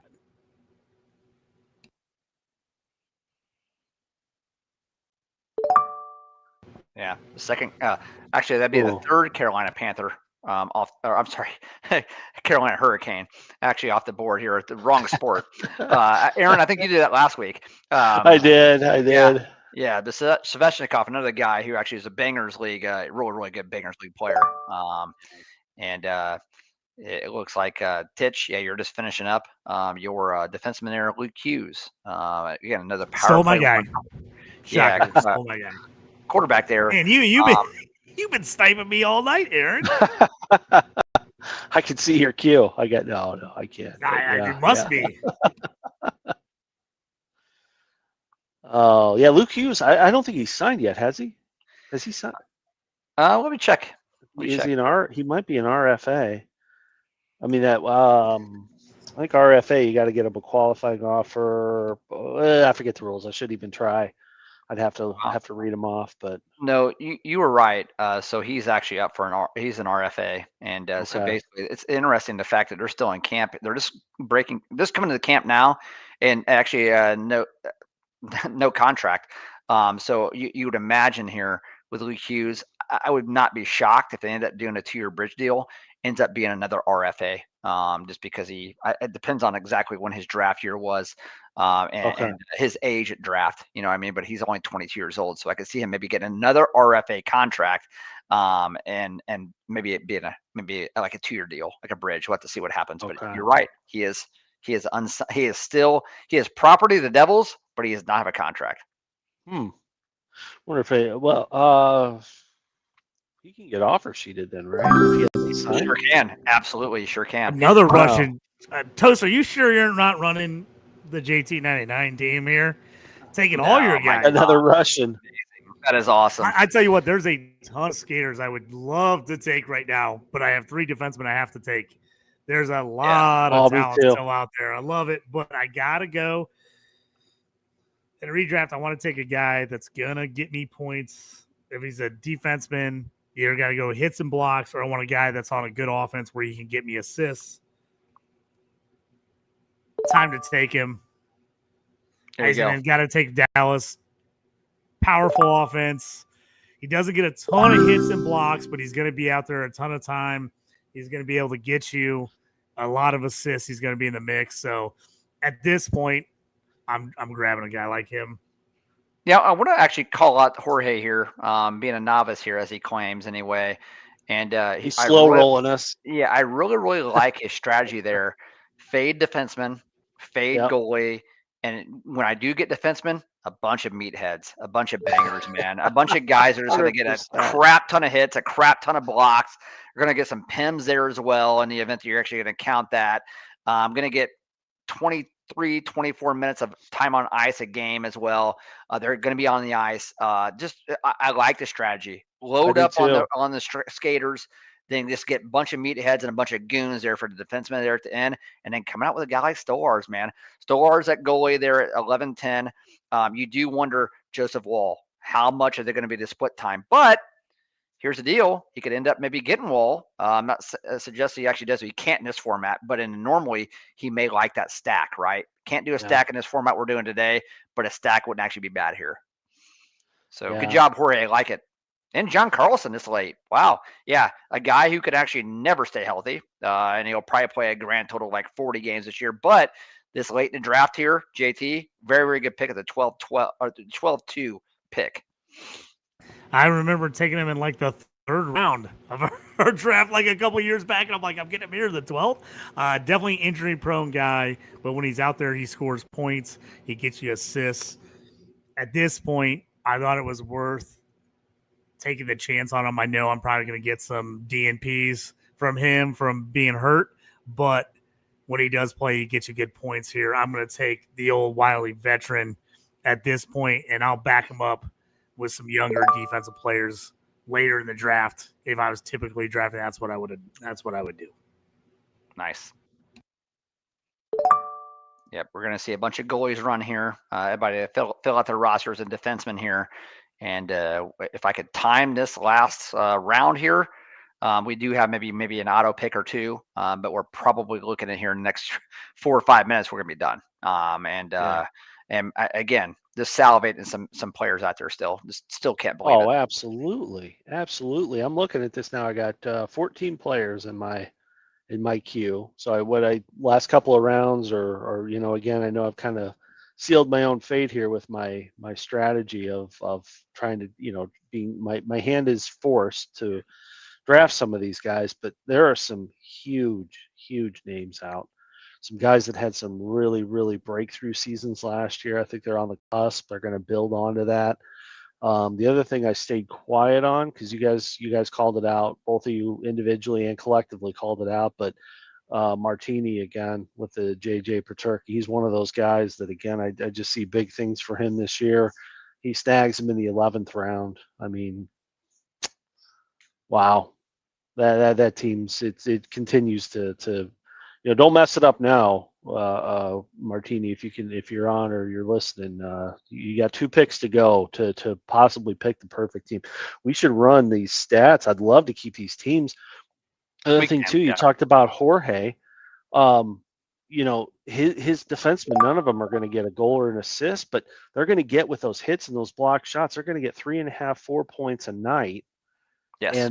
And some of these guys are going to get goose eggs. So, Luke Hughes, he's not hitting or blocking. If he's off the score sheet, he's not picking up a couple assists. He's a big goose egg. I don't know. I think I'd probably rather go the route that Jorge's gone here. So yeah, he's totally slow rolling us. Absolutely. And Ultra Iron Man, who is new to fantasy hockey, but somebody's actually going to play in our listeners league as well. Gets UC Saros at actually 12-6. So everybody can crap on Saros all they actually want, but here's the deal. Saros, I guarantee you last year, I'm just in an awful Nashville situation there. But they should have been way better, and they have a lot of veteran presence there. Should be a lot better. But you're talking about volume starters at goalie. He's going to be the volume starter again.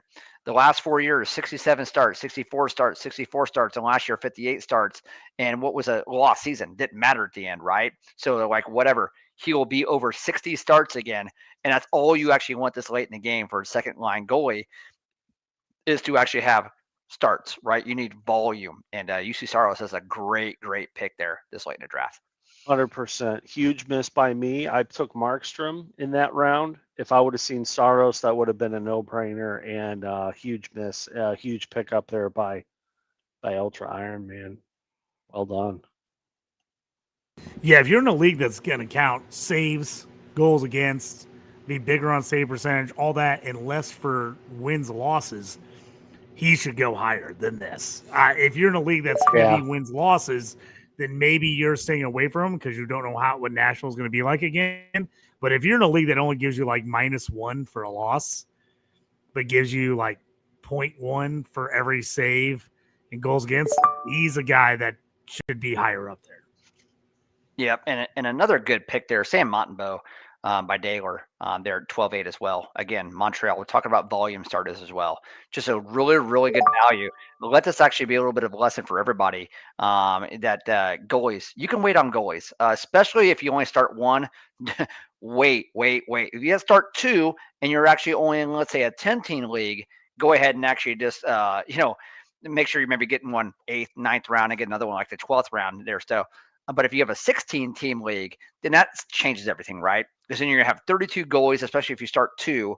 Depends on the scoring format. That's when goalies get squirrely, right? So you may have to reach for one a little bit earlier than you actually wanted to there. But in this format here, Montembeau, that this late is pretty awesome. Yeah. And taking Montembeau, if this is outside of a mock, you keep an eye on Dobish. Again, there's a lot in the rumor mill, a lot of eyes on him. Had a pretty good debut last year. But yeah, Montembeau should be our clear number one there in Montreal. Toast jumping in there, taking Ekblad. He was my guy. He was my last pick here. If he ever got back to me, and then Pionk was my second guy. So you're right there, Toast. Read me. Those are the two guys I had at the top of my queue for this last round. I think if you wait on defensemen, two guys that are pretty good offenses that can get you some points, but they also do hit and block a little bit. So they're not huge bangers, but they're gonna get you close to 100. And so you're in the mix with those guys. So those are two guys, if you wait on defense, are guys I really like. Yeah, and Pionk is a guy who actually plays on a really good Winnipeg Jets team, and he's going to get you the over 100 shots on goal, over 100 hits, and over 100 blocks as well. Just steady Eddie as it goes. He will even get you like 50 PIMs too. And then last year, 10 goals, 29 assists, almost 40 points as well. So just steady. You know what you're getting with Pionk. And in the event that Morrissey goes down there at Winnipeg, then he's all thrusted there into a real, really good situation. Toast, we got another really good question here from Jorge. With defensemen late, aside from hits, should I look to emphasize those with a track record of high number of assists? I think it depends on in the event that they're actually on a power play. If they're on a power play, you definitely want to go ahead and take assists into account. But it's hard to actually get power play guys to actually also hit and block. Like not every single guy is like a Mort Sider, right? Where they hit, they block, they're actually on power plays as well. But just because a guy actually had a good situation the year before, a lot of actually assists. I would caution against that. Right at this point, the guys who actually score points, when I say goals and assists, they're gone. At this point, you're actually getting the meatheads, which you actually done a really good job of, Jorge. So, and hey, a very good defenseman there. The rookie there, Nikishin there for Carolina. This is a guy who actually is 23 years old. Come on, last year. Let's see here. I don't know if he actually had an interesting pick. I just know he's actually he's the guy that's got a a high guy, upside, right? Yeah, he's lots got a of high upside. I was looking at him. I was like, man, is this the time to take a shot on a guy like that on Carolina? Yeah, really interesting pick there. Yeah, it is for sure. We talked about him on a I think on our defenseman show, but guy that pretty much had a very, very solid playoff. So he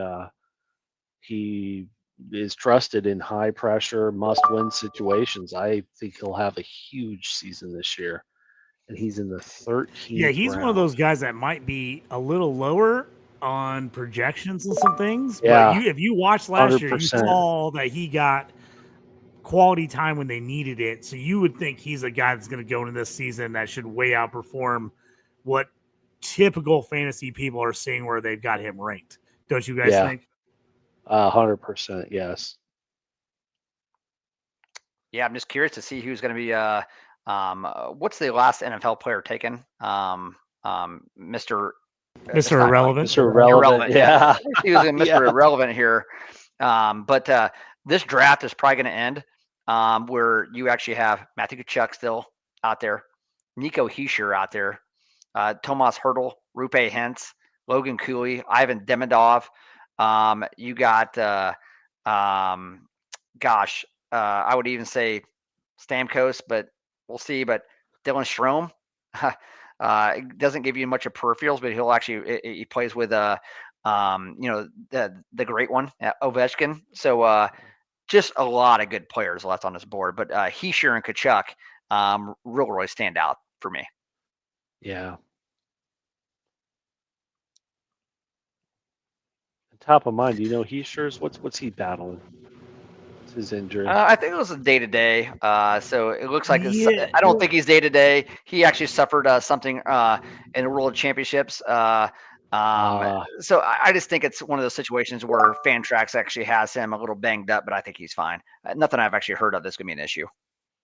Yeah, he's the guy that I would take. If I had another spot, I would skip a defenseman, take him, and then come back to fill my defensive spots. I actually like him a ton. He's another perfect example of Devils players that can't stay healthy. He keeps getting, nicked up, but whenever he's healthy, he's really good. He's a guy that, to me, if I could grab him as my third center right now, I'd be pumped. Yeah, and I think in most formats where we actually have a bench, he would have actually probably went somewhere around the 10th round. So we're in round 13. He would have run right 9th, 10th round. He would have went. Yeah, his Fantrax ADP right now is 82. So he's the guy you're seeing going about 8th round-ish. Yeah. Somewhere there, late 7th, early 8th. For sure. We got one more auto pick here, and we'll actually wrap up. It's been a really good mock here. Again, remember, next week we're going to have a categories mock, and we'll do something very, very similar here. Tonight we're actually clocking in. We're going to finish right at an hour and a half mark for the actual mock, and an hour and 40 for the podcast. Something similar next week, and then the betting show on the 30th.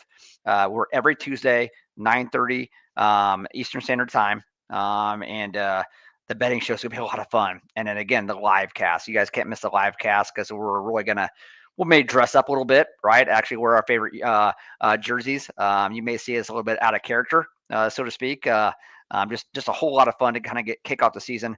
And we'll definitely have some 3-leg parlays where I loved actually on the opening night, pick a goal scorer that's maybe around plus 400, plus 500, plus 600, and parlay them together and actually get your plus 10,000. Last year I hit 2 of 3 and was coming really close to getting $5 to win like 5,000 at that point. But those are fun. We're going to do some more of that. Oh yeah, ride or die bets. Everybody's betting those. That's fun times to get those going. Look at this run on goalies. Talk about as a Blackhawks fan. What about the Knight signing? Let's talk about that a little bit. Yeah, so it's a great signing for the Hawks. I believe that contract was 3 years. I want to say it's somewhere in the neighborhood of like 5.8, 5.9, if I remember right. I had to get that out and check it out. But for where the Hawks are, and actually Knight being, a 24-year-old goalie. He's got all the pedigree. I remember when Florida drafted him, they drafted him like I think I'd say the 13th pick. I was going to say 10th pick overall. And they already had Bobrovsky. That was actually the first year that Quenneville actually went over to Florida as their coach. And they drafted Knight right away. And Knight, his stats won't actually jump off the page at you last year with the Hawks. He was 5-8 with a 318 and 894. Don't let that fool you. Knight actually played really good in front of a really bad Hawks team. And last year he was 12-8-1 with a 240 with a 907 with Florida as well. This is a young goalie who actually has been playing. Most goalies actually don't start playing until, they're 25, 26, 27 years old in the league. He actually come out here and has actually been playing meaningful minutes as he's been a 20-year-old as well. A great signing for the Hawks. Yeah. And go ahead, Aaron. And I think too with they've got draft just ended. Looks like we got a little.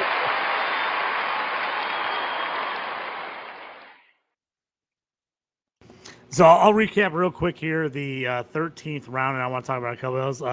Pionk going 13-1, Dostal, with Gibson being moved from Anaheim going 13-2 as the goalie there. 13-3, Nikishin, the rookie we said from Carolina. Bennington, goalie out of St. Louis, going 13-4. 13-5, Vince Dunn, defenseman, Seattle. Then we had a run on goalie. Allmark for Ottawa at 13-6, Knight for Chicago at 13-7, Swayman for Boston at 13-8. I took Keandre Miller, which I want to talk about just briefly, and then Forsling, defenseman for Florida, went 13-10. I took Miller at 13-9 only because I really wanted to talk about him here. How do you guys think he fits in there? Carolina gave up a decent amount to get him. They traded a couple picks. I think it was a first and a second for him and signed him to an 8-year, $60 million deal. He's been in New York with the Rangers. How do you think he fits in with Carolina? Is he a guy you're eyeing in any of your drafts? I don't think so. And the reason and again, I don't want to fault you for taking him this late, JT. But he's a very reliable guy. He's going to play all the games. He's going to get right around 30 points a season and whatnot. And he's going to hit and he's going to block. He's going to get 110 hits. He's going to get 110 blocks as well. I mean, that's where he's going to be. He's a guy who's going to get right around 21, 22 minutes of time on ice. The problem is Shane Gostisbehere will actually be their power play 1 quarterback. And then Sean Walker, the ex-LA King, will actually be their power play 2 quarterback as well. In the event there's an injury, Miller will actually come up. But he is just going to be their stay-at-home defenseman. That's what he's going to be. He's going to set tone on the ice as well. But again, for a Bangers League, don't mind him here this late, but he'll have no power play of value whatsoever at all. Sorry to bust your bubble. No, I agree with you. No, that's why I wanted to talk about him because of the fact that, he went to a new team, signed a big deal, seemed pretty rich, especially what they gave up to get him to do it. And then the fact that he's probably not one of their top guys is kind of interesting to me. Going to be interesting to see how they kind of handle him throughout the year. So that's why I kind of wanted to bring that up. Let's quick recap. We're about 145, 146 here on the pod. We knew we'd be around an hour and a half to 2 hours. Let's do a quick recap of some players we like, some teams we liked. I can pull them up on the board here. Toast, start us off. What's the team you want to go over here, and I'll pull it up. Yeah, I think we should talk about John Martini's team. I could talk about my team and how I think it's the best team and whatnot, but he had a really, really good draft. But JT, maybe we actually start off here with just looking at, the first 4 rounds, right? First 4 rounds, kind of what did teams actually do, and which direction did they go, right? Like, what was their strategy anyway? But Martini's team we can definitely look at for sure. Yeah, go ahead. I popped. I moved it down there the list, so we were up here. So we've got the first 10, 8, 9 rounds in the books here. Martini picking 1-2 with Nathan McKinnon, Werenski at 2-9, Boldy at 3-2, which I love that pick. Miller, we talked about going 4-9, Wyatt Johnson 5-2, Hudson 6-9, Eininger 7-2, Lacombe 8-9, Verhaeghe 9-2. What do we think about that start for him? Yeah, so Hudson and Lacombe, great opportunities, great situations. It's just, hey, they're pretty young, right? So can they do it? And I think Hudson can, but Hudson at 6'9", from a Bangers League perspective, he's not going to do much. He will get you a ton of assists, and he's our power play 1, and Montreal is going to be a high octane offense, I believe, but he won't hit. He actually won't block as well. So in a straight scoring format, love Hudson. In a Bangers League, for me anyway, personally, and John, I'm not saying this is a bad pick, because honestly at 6'9", considering what you actually did with your other picks, it's really, really good. It's just that there's that question mark there with Hudson, right? And I think that the same actually ends up going. I think Lacombe may end up being a little bit more well-rounded. 14 goals, 29 assists last year for 75 games, 134 shots on goal. I like that. Almost 2 shots a game for a very, very young defenseman at 24 years old, and 70 hits, 129 blocks as well. So he's already got the hits. He's got the block thing down as well. And I like the fact that he shot the puck last year. And Anaheim, they're on the up, right? So those are 2 risky picks, but high risk, high reward there at 6'9" and 8'9". Let's talk a little bit about Ultra Iron Man. I did like the build. He got some nice value. Started off with Austin Matthews, then went Nylander, which we know is one of my all-time favorites. I was debating taking him at 2-2. Went Bouchard at 3-5. That I'm not sure if I would necessarily go there. I don't hate it, but getting Keller at 4.6, Jarvis at 6.6, Fiala at 7.5, and then Pedersen. I know Aaron hates him, but like at 8.6 is phenomenal value for what he could possibly get you scoring wise. I actually thought for guys kind of new to the space and new to fantasy hockey, I really liked that as a first time mock for him. Yeah. As we were kind of doing this, we're doing this on the fly. That was going to be because I already pumped Martini's tires. I love his team. Only misses there, Werenski and Verhage, but Ultra Ironman, yeah, top to bottom, just a really solid. Probably my favorite pick. Actually, I'm going to have to say two of them, and they went back-to-back rounds, but I'm going the Clayton Keller and the Jake Sanderson. Just love those guys. I think Sanderson, he's the guy that's going to jump a tier this year. He probably already should have based on his numbers last year. Ottawa playoff team. I expect them to make the playoffs again this year, and a lot of it's due to this guy. So really, really strong 4th and 5th round pick. For Ultra Ironman. Love the team. Yeah, I'll say something more about Sanderson as well. Look at the shots on goal the last 3 years: 132, 158, 195. That steady increase, right? Wow. I mean, so starting to get a little bit more comfortable, improving about 30 shots on goal every single season. I'd imagine he's going to get over 200 shots on goal this year, and probably over 175 blocks as well. And pair that the fact that he had 57 points in 80 games on, again, a very, very good offense, and probably a top 5 or 6 power play in the entire league. Sanderson, that's a sneaky ass good pick there. 30 power play points last year as well. Wow. So really good, really good. And you guys know how I feel about Clayton Keller. Clayton Keller just on that Utah team. Keller, 60 assists last year, 30 goals, 30, 60, 90. Looking pretty good. So yeah, I mean, really, really good. Like that team, like it a lot. Yeah, for sure. As we finish out here, closing things out, any other picks jump off the board to you? The other picks either that you didn't like, that you loved, you're like, man, I can't believe he went that late. Obviously, formatting had a little bit to do with a few of these things.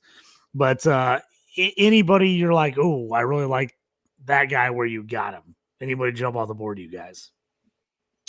Not necessarily a guy, but just overall performance. He's the new guy, Jorge. He's stuck to his strategy. I'm going to get bangers, and I'm going to knock them all out. I'm going to get my skill guys out of the way, and then I'm going to shift gears into a banger league, and that's exactly what he did. So my hat's off to the GM there for sticking to the plan. Yeah, and when not only when he actually did go skaters, he got skaters who can actually bang as well. Right. Ovechkin, I know. and Meyer and Tavares. Good goalies, a little bit. Kyrou is one guy won't get your peripherals, but and 6'1", that's really, really good as well. Just a good job. Just a good job from a guy's like, hey, I don't have a whole lot of experience doing this. It's honestly, I'm not saying like you just go straight on the stats. But this is as an example, if you have a plan, you got a plan, you're actually going to stick to it as well. And in the end, I always tell new fantasy managers in the end, especially if you're going 20 rounds and you're like, hey, maybe it's just a straight scoring league. Don't overcomplicate this. Actually look at it where you go look at the top 7 or 8 goal scoring teams in the NHL last year, see who's on their first line, and they're actually power play one as well. And actually look at their last 3 years, and if they actually shoot the puck, take those guys. Right, you're not going to go wrong. Those are your mainstay. Those are your kind of your go-to, your bread and butter, your safe picks. Right, so get your core out of the way. Your first 4 or 5 picks with skaters, and then actually take a bunch of meatheads. I've said that several times tonight, but just do it. And honestly, you're probably going to end up coming out in the top 3 or 4 in your league. Definitely. Well, fellas, great draft once again. We'll be back next week. 9:30 Eastern, 8:30 Central Time, bringing you another mock draft. Categories, correct? That's what we're doing next week. Yes, category cats. draft. So if you're in a Cats league, that will be one you want to check out as we get balancing. If you have not, hit us up to join the Listeners League. Hit us up. I think, Toast, are we full or we got 1 or 2 spots? I think we might have a couple spots still available. Two spots still available. So we if got you want 10. it or you know a friend who wants it, make sure to hit us up. Join the Listeners League. It's going to be a really good time. If you've never played fantasy hockey, this is the perfect opportunity to get out there and just try it. No money down for you guys. We're just going to enjoy it, talk about it throughout the season on the podcast. And we're hoping to get a nice little reward from Trophy Smack, one of our partners here. Get a nice little cool little reward for whoever wins the league. So we'll put that together for you guys as well. Thanks again, everyone, for joining us here. Fantasy in Frames, Hockey Around the Ice podcast. Check out everything tomorrow night. Wednesdays, our fantasy football night here on Fantasy in Frames. So Wednesday night, all kinds of action for you. Check me out on Shoot the Gap. Jorge's going to be there with me as well, and a bunch of other shows. So if you're in Redraft, you're in Dynasty, you're in IDP, we got it all for you on Wednesday nights on Fantasy and Frames. Once again, hockey season, less than 3 weeks away, fellas. Insane. It's almost here. I have it for you. We appreciate it. Thanks for Toast. Thanks for Aaron. Joining me tonight, I'm JT. We will check all of you guys next time. Thanks again for joining us here on Fantasy and Frames Around the Ice Hockey Podcast. We'll check you next time.